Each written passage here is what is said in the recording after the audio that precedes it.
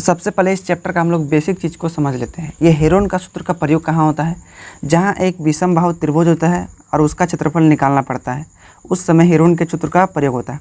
जैसे मान के चलिए कोई भुजा दिया है 4, कोई दिया है 5, कोई दिया है 6 और इस त्रिभुज का क्षेत्रफल निकालने के लिए कहेगा, तब इस चैप्टर में इस त्रिभुज का क्षेत्रफल आराम से निकल जाएगा हेरोन का सूत्र प्रयोग करके। तो फॉर्मूला देखिए, इंपॉर्टेंट कुछ लिख दिए हैं। समकोण त्रिभुज का क्षेत्रफल जो होता है 1/2 गुना आधार गुना ऊंचाई। आप चाहे तो इसे साथ साथ में नोट डाउन भी कर सकते हैं।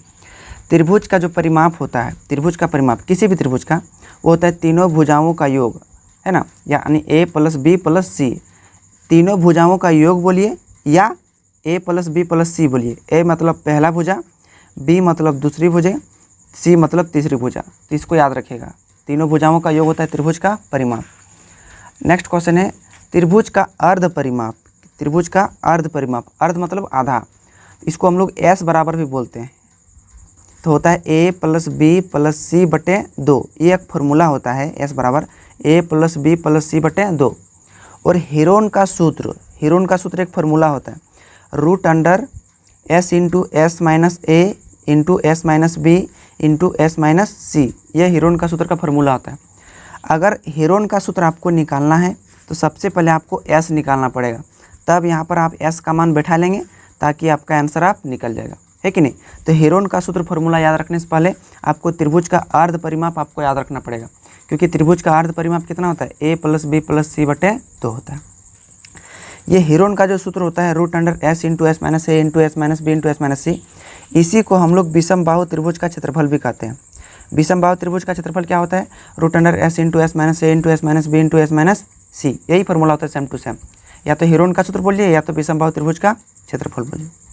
अब देखिए समबाहु त्रिभुज का क्षेत्रफल। समबाहु त्रिभुज का क्षेत्रफल पता होगा, √3/4 गुना भुजा स्क्वायर, √3/4 गुना भुजा स्क्वायर, या आप इंग्लिश से बोलेंगे तो √3/4 × a स्क्वायर। a स्क्वायर माने भुजा स्क्वायर। दोनों में आप एक वाला याद रखिएगा, है ना। नेक्स्ट है 7वां नंबर, समद्विबाहु त्रिभुज का क्षेत्रफल बराबर। तो ये होता है a/4 × √4b² - a स्क्वायर। ये समद्विबाहु त्रिभुज का क्षेत्रफल होता है। अगर आपको समबाहु त्रिभुज का परिमाप याद रखना है तो इसको भी हम लिख दे रहे हैं, समबाहु त्रिभुज का परिमाप। तो समबाहु त्रिभुज का जो परिमाप होता है वो होता है 3 गुना भुजा, 3 गुना भुजा। ये होता है समबाहु त्रिभुज का परिमाप। तो ये तो आपका बेसिक। तो चलिए अब इसका हम लोग प्रश्नावली 10.10 का क्वेश्चन नंबर हम लोग 1 को आज कंप्लीट करते हैं। तो देखिए प्रश्नावली 10.1 का क्वेश्चन नंबर 1, का है कि एक यातायात संकेत बोर्ड पर आगे स्कूल है लिखा है। यातायात संकेत बोर्ड मतलब जब हम लोग किनारे में चलते हैं रास्ते के तो उसके साइड साइड में कहीं बोर्ड लगा हुआ रहता है ना। तो वो बोर्ड पर क्या लिखा है? आगे स्कूल है। देखिए एक बोर्ड है ना, और यह भुजा ए वाले एक समबाहु त्रिभुज के आकार का है। मतलब इसकी जो भुजा है, भुजा, इसका भुजा कितना दिया गया है? ए। कितना दिया गया? ए। और एक समबाहु त्रिभुज है। समबाहु मतलब इसका तीनों जो भुजा होगा, तीनों भुजा बराबर होगा, है ना, त्रिभुज के आकार का है।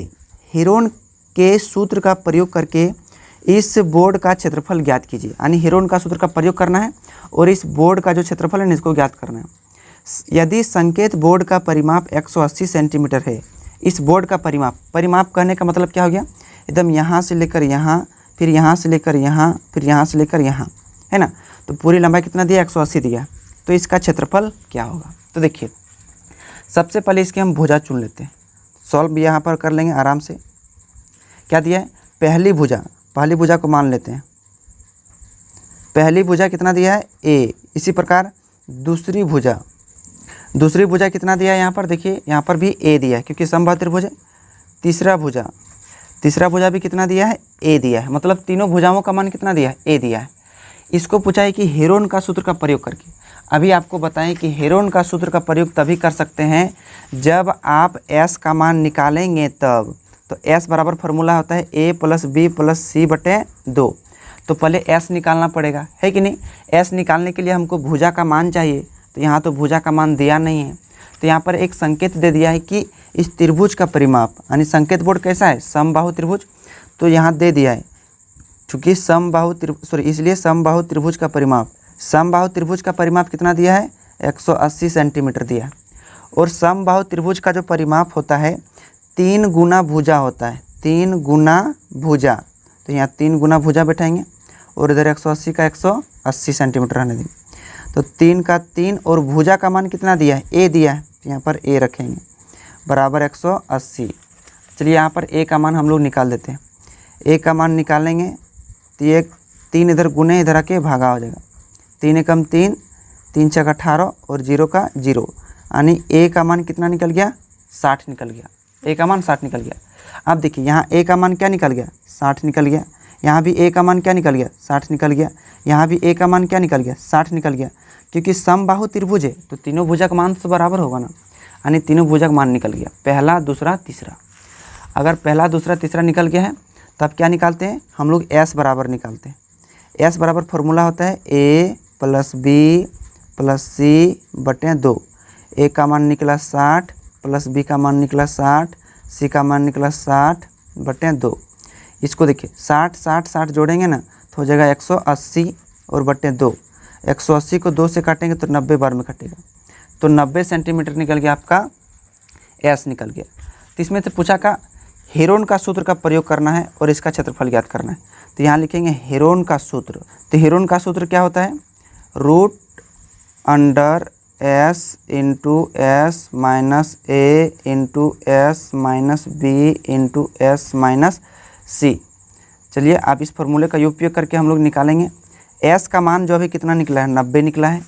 तो यहाँ पर हम लोग कितना रखेंगे, यहाँ हम लोग 90 रखेंगे इंटू एस माइनस ए। तो एस का मान निकला है 90 माइनस ए, ए मतलब भुजा, पहली भुजा तो कितना निकला, देखो तीनों भुजा तो 60 60 60 निकला है। तो यहाँ मान भी क्या बैठाएंगे, 60 बैठाएंगे इंटू एस माइनस बी। तो एस का मान निकला है 90 और बी का मान भी है 60 इंटू एस माइनस सी। एस का मान निकला है 90 और सी का मान भी कितना था, 60 था।